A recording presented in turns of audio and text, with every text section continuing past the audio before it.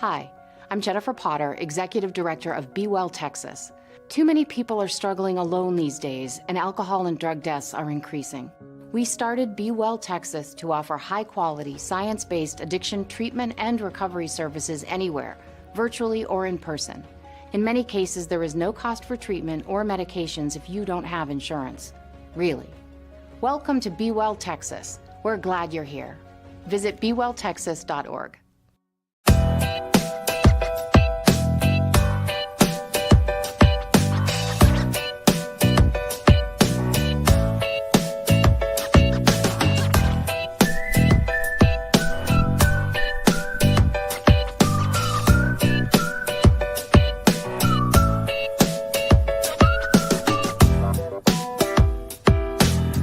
Hello and welcome to another episode of March to the Pod presented by Eternal Roofing. This is season 2 and episode number 15 as the Cats prepare for an already declawed Owls team, as we will get into that today. We got a lot to come at you today. Casey Keeler provided some injury updates, thoughts on what's happening at Kennesaw State. We will get into that. I'm sure we both have our own opinions, both Ben Sorrells and I. We got updates on the basketball teams, predictions ahead of the Cats game against those Owls of Kennesaw State, which is really odd. This is where the Bearcats travel to with so much going on. Again, we're going to get into all that. I'm your host and producer, Corey Hogue, the non-FBS insider at Dave Campbell's Texas Football. Find me on your favorite social media channels at Corey Hogue Sports. That's all one word. That's at CORYHOGUE Sports.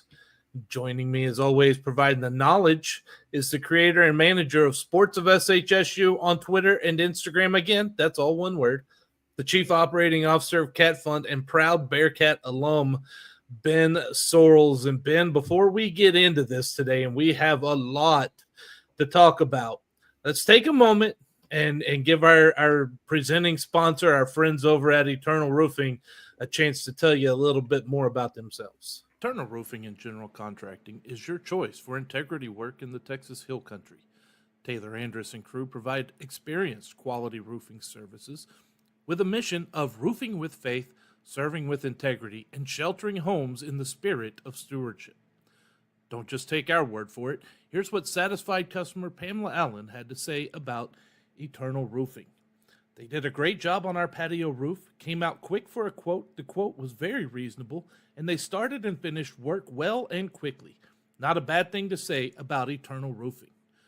Give Eternal Roofing a call today at area code 830-251-5673 or area code 936-215-8539, or you can email them taylor@eternalroofingtx.com. Once again, the producer did not go back and make sure that covered the entire screen. So still up there. That is what it is, right? We do want to say a big thank you to our friends over at Eternal Roofing and for their help with this show. They do a great job. Definitely give them a call. Ben, Casey Keeler had a press conference this week ahead of this game against Kennesaw State, and there was a whole lot to come out of it. I want to play. I could play the entire 20 minutes of his press conference, to be honest with you. It's very interesting. But we will not. We will give you clips of what he said, and we're going to start with Hunter Watson's injury here and what he talked about with that. Hunter looks great. Yeah, he's running around, throwing the ball, but he did need, the full – he's going to need the full 18 to be 100%. But that was a hit now he took. That was a very physical La Tech team that you saw the next week, played very physical. I think it was against Jacksonville State or whoever they had. And a game they probably should have won. And he's right about that. But the big thing here, Ben, I think to take away from that is that, Hunter Watson is ready. So that is good because we've seen the offense without it. And again, we will discuss that as well. But he needed the full 18 days. That break came at a really good time, not just for him, but for other guys. Oh, yeah, for sure. Because I'm sure I know he was not the only guy banged up. But I think I wrote last Friday in the Cat Fund exclusive section, just kind of breaking down that Watson was going to be ready for Kennesaw.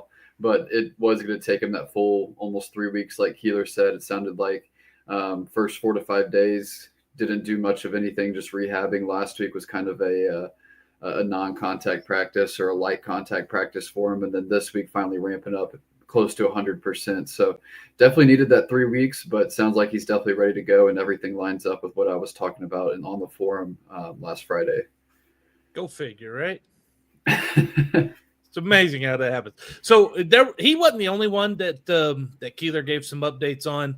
I didn't cut the video, but what did he say about Noah Smith and any others that he might have mentioned? Yeah, I actually asked about him, or I asked about Noah Smith, that question. So he said that he's fully ready to go. They're ready to turn him loose. I think that's the saying that he had for Noah. And when Noah was in there against Louisiana Tech, he was on a very limited snap count. I think he probably only played about 15 plays or so. But when he was in there, he made a massive difference. And just kind of think in the past week or two, why the offense might have been stalling as much as it had been is offense started to go kind of sideways after the UTEP game, and that's when he got hurt, was second half of the UTEP game. When he was in there against Louisiana Tech, we looked good. When he wasn't, didn't look as good. So I think having him back fully 100% healthy is going to make a really big difference for this offense going forward. We will get into all of that. But first, some of the time off that Keeler talked about and kind of what they did. And listen, these players got some time off during this. It's a good thing. Let's hear what he had to say. As I said in the locker room post-game, I don't think a lot of people had the Bearcats going 7-2 at this point in the season. So we feel really good about that. Got to get the offense back up on track. Hunter's been out there. He's looked really well. Really appreciate the 18 days between games because it really was time that we needed. We've been a little banged up, and now we got everyone back. I think we did a pretty good job on the break. Enough, practice time, shorter practices, but at the same time gave them, a full weekend off, Friday, Saturday, Sunday, and then we gave them a Saturday off. And so I think we've kind of got them back where they're, ready to go and finish out this season. One thing Casey Keeler understands, Ben, and he has for years, is how to manage and take care of his players' bodies when they get time off, how to take advantage of that time off. Yeah, and I think they've even learned it more these past 2 years at the FBS level and kind of how critical their depth is in keeping guys fresh. At the FCS level, up until probably the second, maybe third round of the playoffs, I mean, we were just bigger, stronger, faster than most teams. And maybe you could practice a little more physically because you had more depth than other teams. But at this FBS level, I mean, you've really got to be careful with your guys that you have and utilize that depth and tap into it as much as you can. So I think he's definitely kind of leaned into keeping guys fresh. And it's been a learning process going into the FBS, and I think they're finally starting to turn a curve, even when it comes to practice. I mean, not a lot of people think of how you practice. I mean, that almost has to change at the FBS level as well, and I think Keeler's adapted to that at this level. His ability to adapt to changes in college football is just incredible to me. He's done it. That's what got Sam Houston a national title, because he adapted to the changes in college football and instilled more defense and ball control. And now at these FBS, again, he just keeps evolving. This guy evolves and evolves. And you mentioned self-critical, self-evaluation. That's a lot of this. And he talked about self-evaluation. We got two parts here that I want to play before we get into this. Don't have Hunter at any point for the rest of the season. We will be more aggressive. That was what the 18 days did for us too, was there was a lot of self-evaluation. And I think, looking back, I think we all feel that, okay, we got through those games. We won those games. We got to be a little bit more aggressive, even if we don't have Hunter in there. And so, again, I think it was good for us. I know why we got conservative, but at the same time, I think moving forward, if we don't have Hunter in there, you'll see us play a little bit more aggressive brand of football. Good news, Ben. You weren't the only one trying to figure out the offense the last 18 days. Well, I'm glad the guys that get paid to were working on it also. Yes, but see how they do it, Ben. This next clip, how they do it. it's different. Casey Keeler's a different kind of guy, and this is just another example. There was a definite self-scout and a little bit unusual where I had both sides of the ball scout each other. And again, there's a lot of maturity on my staff, and so there was no hard feelings or no, like, I can't believe you evaluated that. No, this is how we see you. If we were playing you, this is how we would defend you. This is how, we look at your personnel. Everything from personnel to scheme to everything. And again, a lot of maturity on the staff to do that because it was all about us getting better. I hear what I hear in that, and I know. I don't think Casey Keeler understands how much I actually like. If I had to pick one coach for a college football program, he's the one I would pick for many, many reasons. And two of them shine bright in his press conference that we've gone over already. The first one is his ability to adapt and adjust to changes in college football. And the second one is he doesn't have his ego. He has an ego. He does not allow the ego to take over. And then the people around him don't allow their egos to take over. And when you take ego out of the equation, you do things like self-evaluation where the offense staff is going against the defense and vice versa. And nobody gets their feelings hurt because at the end of the day, you tell me how you're going to beat me so I can adjust before we face other teams. It's brilliant. Yeah, and I had never really heard, maybe I've heard of it in the past, but I had never really heard of that in being applied by a coaching staff. And a lot of times you don't have an 18-day break to kind of do that kind of thing. But when you have the opportunity, I think it's a great thing to do to make yourself better. And like you said, I think he surrounds himself with people that have no ego, that just want to win. They're about ball. And I think that's another great thing about him is maybe not 100%, but 9 times out of 10, 95 times out of 100 kind of thing. He's got to hire the right people, put the right people in position to win. And I think he's got the right people on staff right now, especially to be able to put their egos out of the way and evaluate themselves, evaluate the people across from them and get better. Because that's what it's ultimately about, is getting better and winning football games. It is. Now, I have heard of this before, just not during season. Right. Like this is what a lot of coaching staffs do in the off season when they evaluate themselves. But when you do this in season, and I wonder how much this happens. It should happen a lot more. Let's face it. If you're Alabama or the University of Texas and you've got 1,800, people, analytical people on your staff, Literally. Yes, then you know what? That should be happening weekly, right? Right. You've got so many people. Keeler doesn't have that. And so for them to take this time to do it, it just shows a lot. I think we're going to see a lot of it. The offense will not be as dead, or I would be surprised if the offense is as dead as it has been the last few weeks after this, because that self-evaluation does a whole lot for a team. Yeah, and I think the team as a whole will continue to ascend. 18-day break, getting fresh, self-evaluating.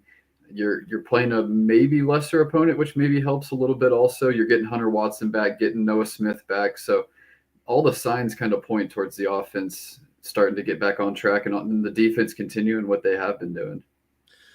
Yeah, so what are we going to get from Kennesaw State? That's something we'll look at in the third leg.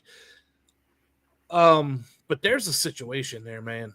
There is a situation. They fired their head coach. They announced he resigned, and he went on Twitter and said he was fired. And then the AD said, well, I gave him the chance to resign. Beautifully handled. Oh, yeah. Beautifully. PR. That was a PR perfection job right there. It has not set well across the country in a lot of ways with a lot of coaches, and it did not set well with Keeler. Here's what he had to say about that situation. Kennesaw, just fired their coach. Very disappointed with that. As a coach, I think my administration here understood that the 2-year transition was going to be brutal. And I've been a head coach for 31 years. And the two most brutal years of my coaching career were those transition years because, we always talk about being all in here. Tough being all in when you're redshirting players. Tough being all in, when, you're trying to put together a schedule and you can't even get 10 games in our situation. I think Kennesaw had the same situation. So disappointed because great man, outstanding coach. We played them in the playoffs. They had us beat here last year, and fortunately our guys came back and we got a win. It strikes me as odd because there were people who wanted a coaching change after last season. Those same people probably don't want one today. Yeah. It's very important in this age of what have you done for me lately to temper your expectations when needed and understand how hard this is. And nobody understands how hard it is to transition from FCS to FBS than Casey Keeler. And his words carry a lot of weight there, because honestly, he this could have been him last year to be 100% clear. Yeah. Yeah. And I mean, just to put it in perspective too, I know some people have said, well, this is their third year in a row. They didn't really succeed or compete. And I mean, 2 years ago, their last FCS season, that's fair. But last year they redshirted a ton of people, similar to how we did, had a 9-game schedule. I think they went 4-5, 5-4, something like that. Nothing impressive, but they're redshirting a lot of guys. And then this year, I mean, it looks similar to what we had last year, maybe not as competitive, but I think the last 2 to 3 weeks they've turned a corner. I mean, beating Liberty at home, taking UTEP to overtime on the road. I know UTEP's not great, but you show you're making strides. And so I think they're making strides. And I saw a chart that someone put out the other day, and I think they were going to return like 85% of their roster next year because they had utilized that redshirt philosophy. And I think they might have been in line for a year like Sam Houston has this year. I don't know if they would go 7, 8, 9, 10 wins like we might, but 5, 6, 7 wins definitely looked like it would be attainable next year. And just really hate it because I think he had them on the right trajectory. And then the way it was done too, just doesn't really sit well with me or a lot of people really. This is how programs fall. We're about to see the fall of Kennesaw State because their leadership fails. Yeah. Right. And let's compare this to, let's take NFL teams. And you look at the Pittsburgh Steelers, they've had 2-3 coaches, good God, as long as I can remember, right? Chuck Noll, Bill Cowher, and Mike Tomlin. And they don't always win. They don't always have years where they're challenging or winning Super Bowls or even making the playoffs. But they have an ownership, and there's very few of these in the NFL. Let's be very, very clear. These are rare. But it's an ownership that understands there's going to be ups and downs. There's ebbs and flows to this. Your roster sometimes isn't as good as others. And to have patience and give it time unless they've lost a locker room. I don't see a locker room lost. I mean, if you think he lost a locker room because they lost to UTEP in overtime, I don't know what to tell you, Ben. Yeah, and I don't think they've lost the locker room either just because there's been a pretty big portal exodus over the past 48 hours. I mean, we'll get into Well, they did now. Yeah. Well, that's what I'm – but it's because of that. I don't think they were going to do it before, but it just kind of shows how important he was to that program. He was their only head coach they've had since their football program started in 2014 or 15. I can't remember the exact year, but he had been there right around a decade. So, I mean, it was just really a shocking move. Do you know how long the AD has been there? I don't know. I'm not too well versed on Milton Overton. I heard he's got an expiring contract too, and that's the other thing too. Is it's like Kennesaw State was paying their head coach half of what Keeler makes. I don't know what kind of hire they're looking to make at that kind of a salary for a program that is kind of in the dumps right now. Milton Overton was named Director of Athletics October 31st, 2017. And so he's been around. I don't know. I mean, is this pressure did Milton Overton allow pressure from the outside from donors who, like last year, Bobby fought off some of these that were like, hey, we should be better this year, right? He fought those off. Did Milton just not fight those off? I mean, it's definitely possible, but I mean, at the end of the day, you're not even bowl eligible this year. You're still in your transition. If he goes 1-11 this year and goes 3-9 next year, totally makes sense. But because then your kind of transition plan kind of falls flat on its face. But I mean, to not be able to see it through at least through the 2 years of transition, I mean, it's a little surprising to me. And when you commit to this, right? Like he didn't. When the school commits to FBS, when the program commits to it, and the athletic department commits to it, I'm sure Keeler passed this through Bobby about the redshirting deal and how that was going to work. That requires you to have the patience to let it play out with the same guy in charge. If you're going to allow, if that's the route you're going to take, which I think is probably the best route you can take, if you're going to transition from FCS to FBS, you have to allow the person to lead you through all of that before you start making decisions about their FBS coaching ability. Yeah, it's almost like you let them redshirt last year, and you saw with us, it kind of took 2 years after the red shirts, and then it kind of came to fruition, and you let them redshirt, and then 1 year into it, not even a whole year into it, you axe them. So yeah, I mean, it's very surprising. That's a good point that you brought up. I mean, he probably signed off on the red shirt plan also, and I mean, he didn't see it all the way through. It's crazy. Put a bullseye on his back. Yeah, he did. I do hear that there is an opening though at Nebraska for an analyst position. You think Bohannon's going to go there? Oh, are you talking about the Holgerson thing? No. Holgerson going there to be an analyst, and the next week he's the offensive coordinator. I thought you meant that the analyst spot's open because he just moved up. What was it? Was it Nebraska where Jack Del Rio was? Oh yeah, yeah. See, my mind. I think so. Maybe your mind is on the good of things, Ben. It might have been this Ohio is the problem State. here. I don't know, but I know what you're talking. That is funny. Your mind is on the good of things and what people. My mind is on Wisconsin. Okay, well, yeah, close. Nebraska, Wisconsin. It's red. He can go join Phil Longo. I heard Georgia's got a spot for him. Actually, maybe he could give some drivers training or something. It's funny how F1 was in town when Georgia was. They had to balance out the good with the bad drivers. Jeez, man. They should have taken Verstappen off the grid for that. Oh, F1 talk. Look at that. Corey knows a little F1 too. Yeah. Does that surprise you, Ben? I know next to nothing about it, so you probably. Does it surprise you that I follow Formula One? No, not at all. I'll wake up on Sunday mornings to watch some Formula One, man. There you go. It is I know fun. Verstappen and Hamilton. That's about it. Those are the two big, but there's a few others. Like right now, Red Bull's starting to lose their dominance.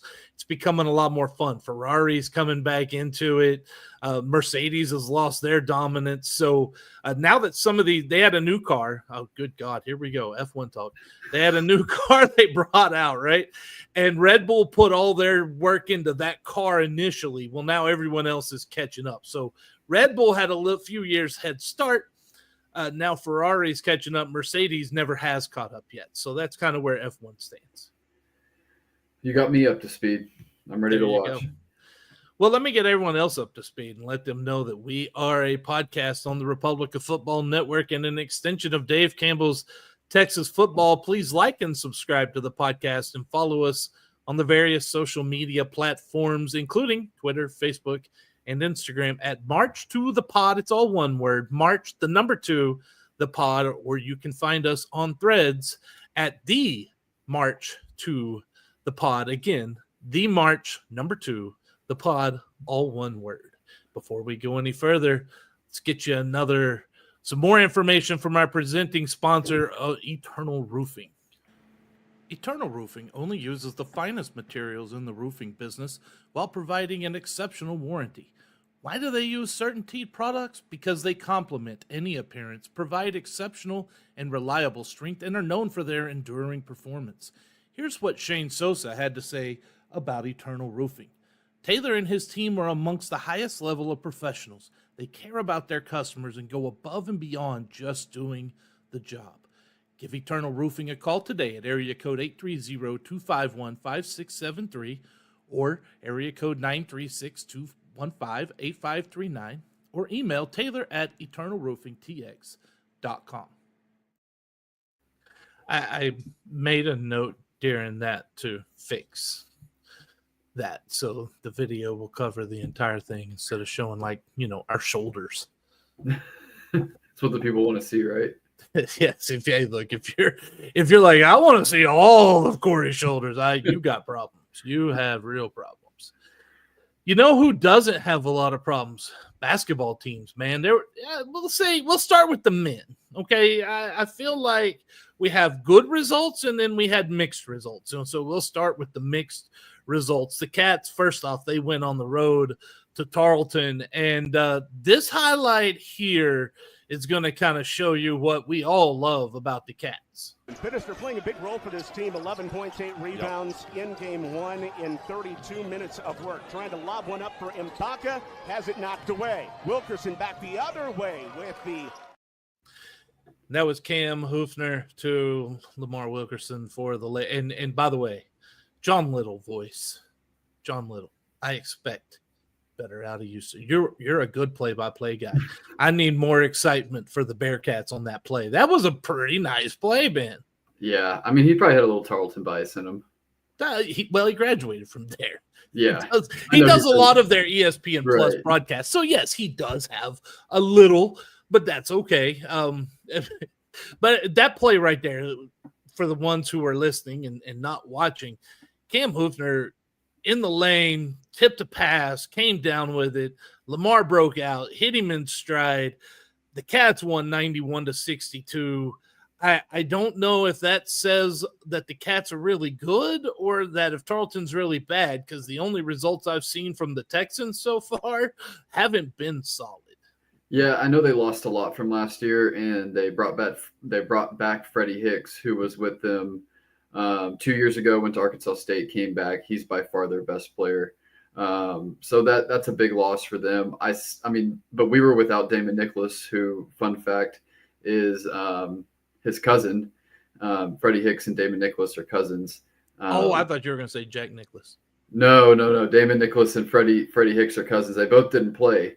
So that kind of even it out. But yeah, I mean, winning on the road in college basketball is hard. Winning by 30 on the road, pretty much no matter who you play, I mean, is a pretty good result.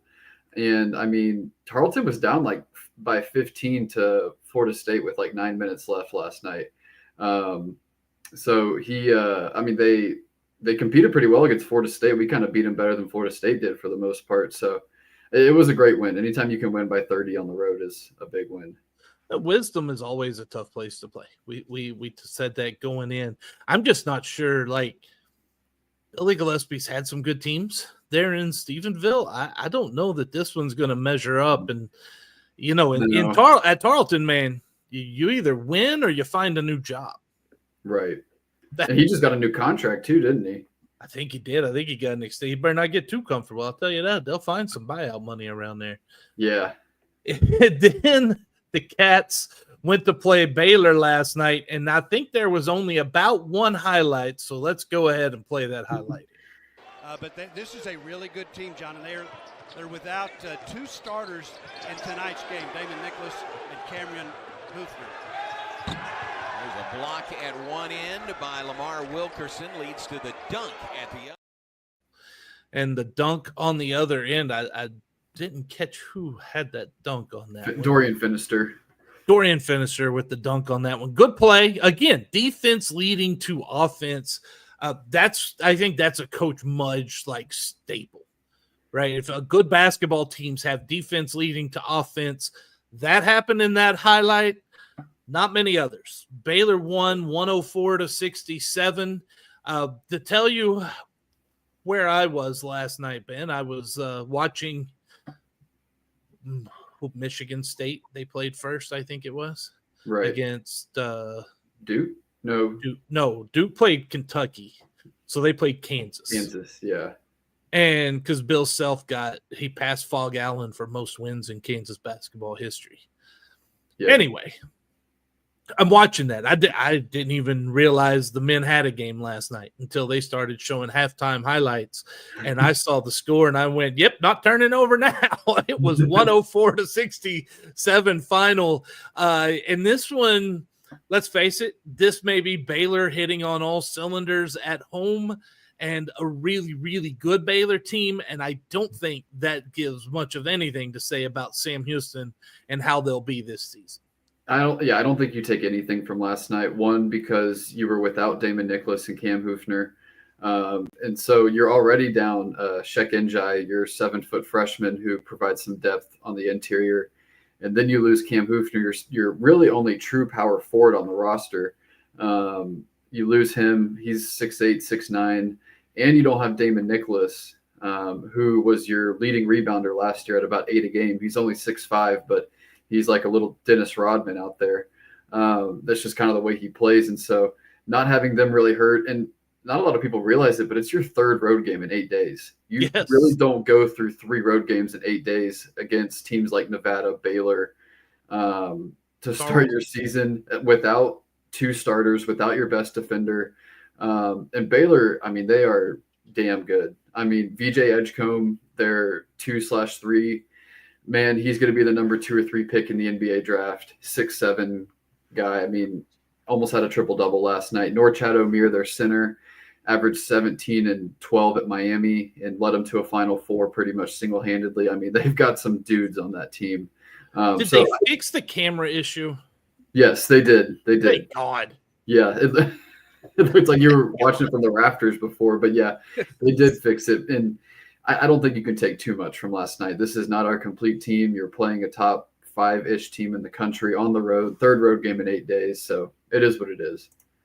Yeah, I mean, with all the injuries and stuff, of course.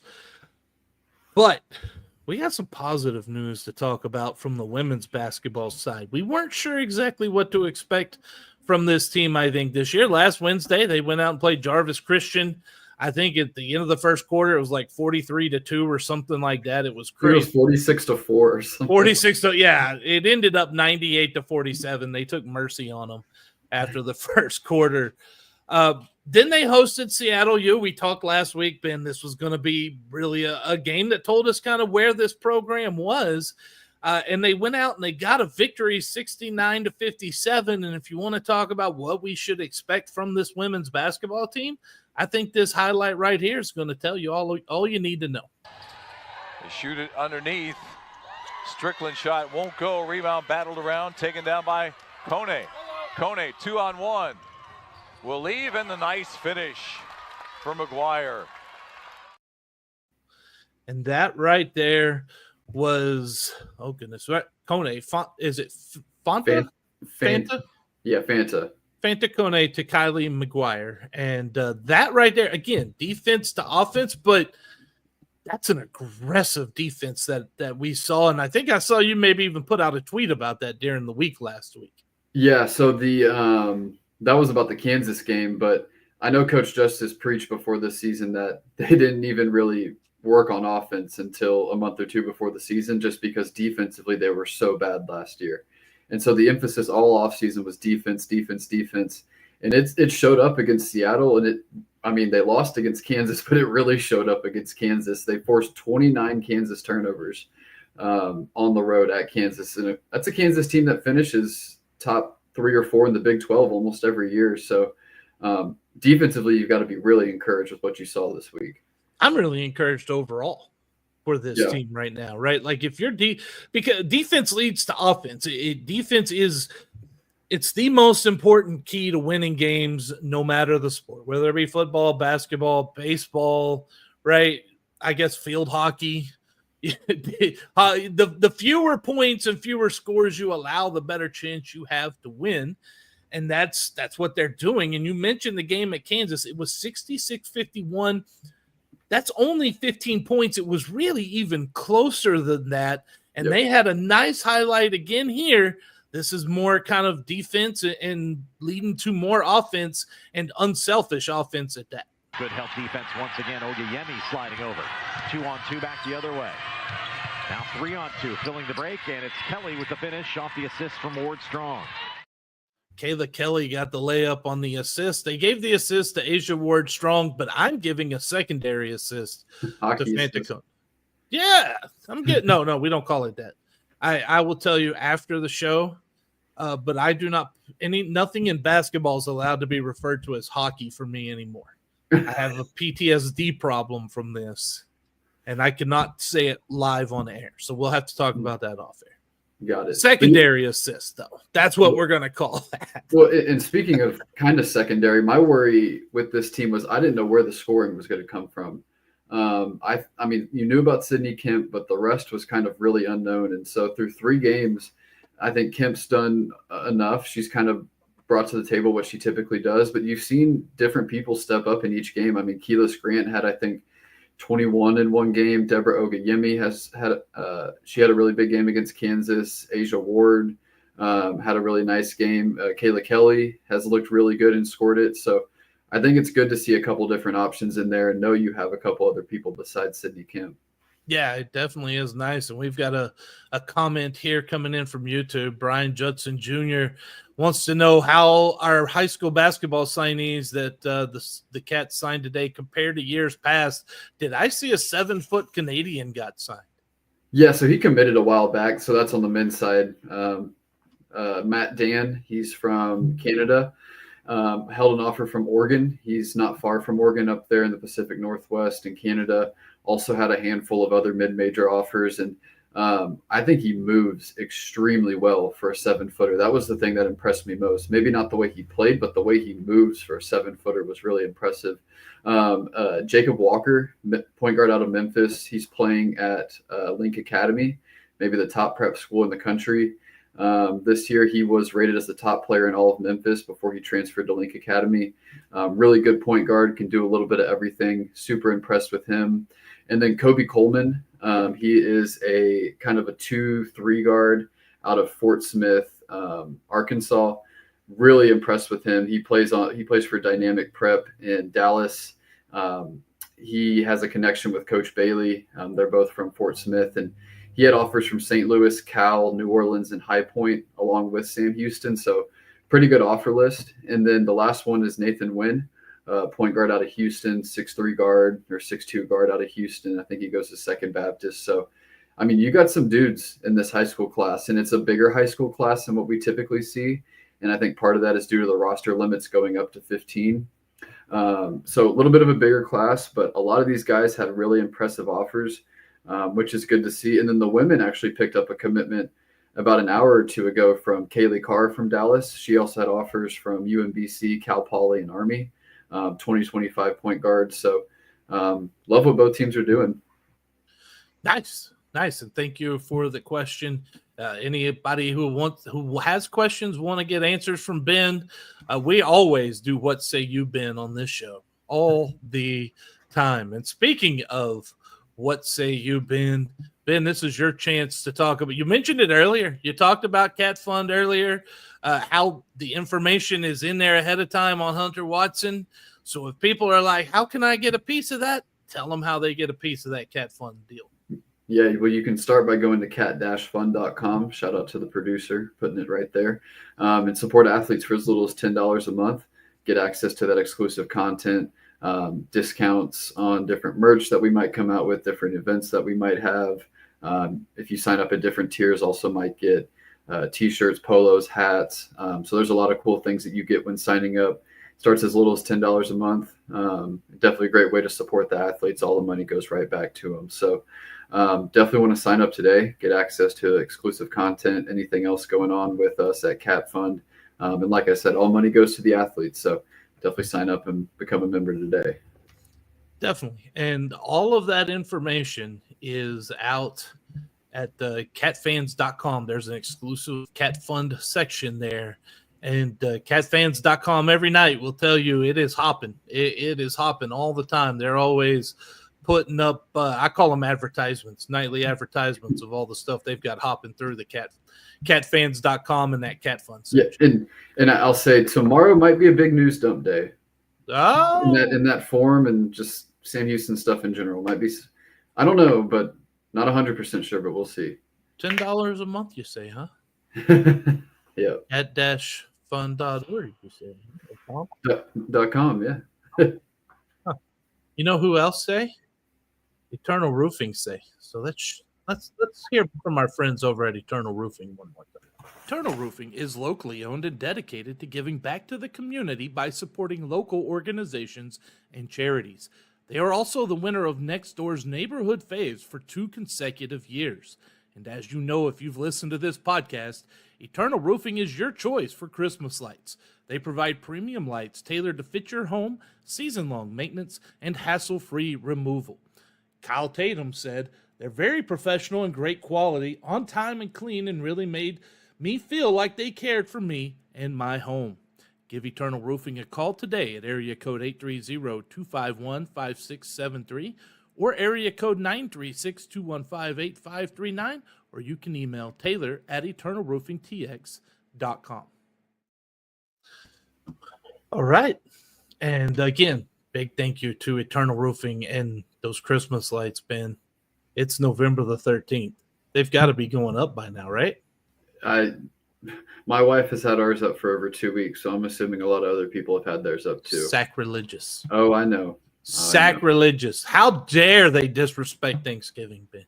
I know. Well, I grew up in a family where it was the Saturday after Thanksgiving. So, see, I say, and I told my son today when he told me they were listening to Christmas music on the way home from school, I'll deal with that later.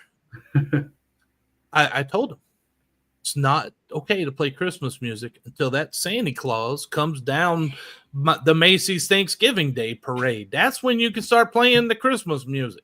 I agree. Can't wear it out. Telling you, man. Anyway, this Saturday, Sam Houston travels to Kennesaw State. Team going through quite a bit of turmoil. So what does KC's Keeler expect to see from the Owls? So, again, we know we're going to have a contest with a football team that if they would have won some of those close ones early, I think would be in a little bit different position. But then you saw them beat Liberty, break one of the longest win streaks in the country, when they got their stuff together and made some big plays at the end and won that game. So, again, looking forward to a really good contest in Kennesaw this Saturday. There's been a lot of roster turnover. So what you're about to see on your screen may not be exactly what's out there on Saturday. We'll start looking at when Sam Houston is on offense. And I think for starters, Ben, we gotta point out that the defensive line is going to be quite a few people for Kennesaw State. Yeah, they've already lost 4. I know Scott, who's on there, is out. It looks like they've probably already gotten, I think his name is Puda Walker. I think that's his name. Yeah, I think so. It looks like they've got him out of there already. So Scott's out. Walker's already out of that. And then they've lost 2 depth guys. So, I mean, they're very thin on the D-line, just looking at them there. And the defense, I think, was their strength. I think it was the better side of the ball for them. So to lose that much depth on the defensive line, I mean, it's a big hit. It is. I feel for these kids, right? Like I really do. And then we take a look at when the Owls have the ball. Is there anything that stands out to you here? Are there any of these guys listed on Kennesaw side that have also entered the portal? So go back to the last one. There was one thing before we just came on to there. So Johnson on there, I think it's the left outside linebacker, or just the linebacker, whatever. His brother entered the portal about an hour ago. So he's their leading tackler. So Johnson may be entering the portal also because his brother just went in. So that's one to watch. And then if we flip over to offense, Bohannon, who is like their second or third leading receiver. He's got about 200 yards this year. His brother, who's the backup quarterback and has played in 4 games this year, he's the son of the coach who got fired. He's already entered the portal, so I wouldn't be surprised to see the wide receiver Bohannon also enter the portal. So 2 brothers that have entered, and we'll see if the other brothers follow him. Lee, man, so what should we expect to see from this Kennesaw team? Like, is this going to be the team that gave you Tep Fitz, beat Liberty, or is this a team that's just devastated and going to put up a Cowboys type performance? See what I did there? Cowboys. Well, we should not talk about them right now. Yeah, there's also no curtains at Kennesaw Stadium too. We'll see if we can find the moon. So. I mean, what are you going to do? Tear the place down? Seriously, Ben. Build a new one? Lord, man. And why are we going to put curtains up? It's a home field. It's a home field advantage. But yeah, back to hold on. You got me going. We were talking about this off air the other night. You got me going.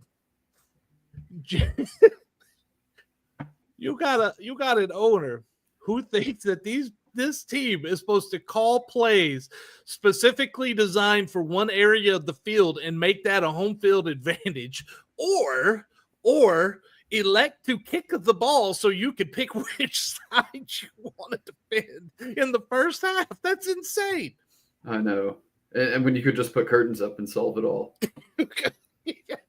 Did you see that stat also of them versus like noon starts and night starts versus the afternoon window? Oh, dude, let me tell you, it's bad when Evan Grant, a Texas Rangers beat writer, starts looking up history of the Dallas Cowboys at home and what time they start.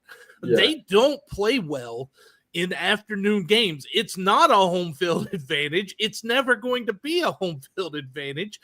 You can admit you made a mistake, and you can put some stinking curtains up. They do it for concerts, Ben. It's just, honestly, it's the opposite of what we were talking about earlier. Keeler is successful because he takes ego out of it. The Cowboys will not be fully successful. They don't reach their full potential because Jerry Jones can't get his damn ego out of it. I love the rant. Especially as I'm a Texans fan. We're struggling a little bit too, but hey, I would take Texans over Cowboys. That's what I'm saying. It's not nearly as bad. But back to the to Kennesaw. Back to the Hootin' Owls of North Atlanta, Kennesaw. Typically, when a coach gets fired, you see a team come out with a crazy effort, or they fall on their face. And the more I read into this, the more I think they fall on their face. Especially because his kids are on the team. You've seen a pretty big exodus to the portal already. It's been their only coach the entire time that they've been a program. Doesn't sound like the firing was done very well.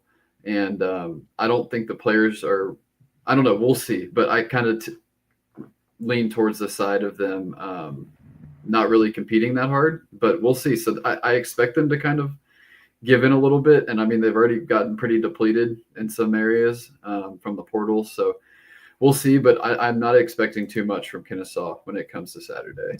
Let me tell you, if you heard keys clicking in the background, that was Corey Hogue erasing the score prediction and putting in a different prediction this week. That's what the heck that was. I was not feeling comfortable about my original prediction. So that has now changed. So let's get into some of that stuff. Let's do it. Shall we? When looking at the betting lines, Sam Houston is a 14.5 point favorite. You know what?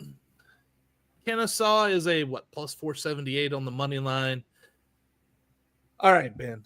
It 14.5. If it wasn't, oops, there we go. If it wasn't for the situation around them, if it was 14.5 and they didn't have a crazy week and they didn't have the mass exodus to the portal, which signifies that they're mad the coach got fired and that the coach had the locker room, then I would not expect the Cats to cover the 14.5. I was going to probably have it at 12-ish, like a 27-14. The over-under at 42.5 seems really low. I know. It does. So let's go ahead. First off, let's give the record so that people listening to this understand. Do not place money on this crap at all, because Ben is 5-4 versus the spread and the over/under. He's been pretty consistent. On the flip side of things, I've been consistent as well, losing, that is, 2-7 versus the spread, 3-6 on the over/under. Vegas says the Cats win 28.5-14 and a 42.5 over/under. Ben, I've got you saying the Cats win. The question is how much? Yeah. I'm going to go 38-10, Sam Houston. That's funny. That was what I had originally changed mine to a minute ago. We've had that happen before. Well, what's funny is I initially, when we started this show and I was looking at it earlier, I had it like 31-17. Yeah. Right. I had the Cats winning and I had the Owls covering. Now remember, I'm 2-7 against the spread, 3-6 over/under. So take this for absolutely nothing. But the more I started thinking about it, even before the show, and then as we get into the show, this doesn't feel like one of those situations where they come out better. No. This really feels like a program that's about to tank. And I hate to say that. I really do. But I went from 31-17 to 41-10 in the matter of this podcast. Yeah. I mean, and they might have had even more people enter the portal since we started the podcast. I haven't even looked. And I had it 31-17, and then I first changed it to 38-10. Then I went, no, I think another field goal gets out. Just keep pumping it. Just keep pumping it. Well, so the other thing too, Ben, is I'm convinced that what the Cats worked on during those 18 days will get that offense going again. Oh yeah. I mean, it's just a combination of everything on Kennesaw's side and our side with the break. I mean, I think all signs kind of point towards what should be a pretty big win for Sam Houston. Well, you just spoke it into existence. How about that? Oh, we'll see. I hope. Saturday, 2 p.m. at Kennesaw. We'll find out if we're right or if Kennesaw proves us wrong and those players came out to fight. Regardless, this was fun. Thank you so much, Ben, for being a part of this as always. Thank you to everyone who is watching or listening. If you would like to watch a replay of this on Twitter, Facebook, YouTube, see a mental health professional and then watch it. Until we meet again, Ben, we feel good about this week. Give me some confidence that the Cats are going to win this game. Eat 'em up, Cats, and yeah, I think the Cats win by a lot this week. Well, Ben's a thinking man.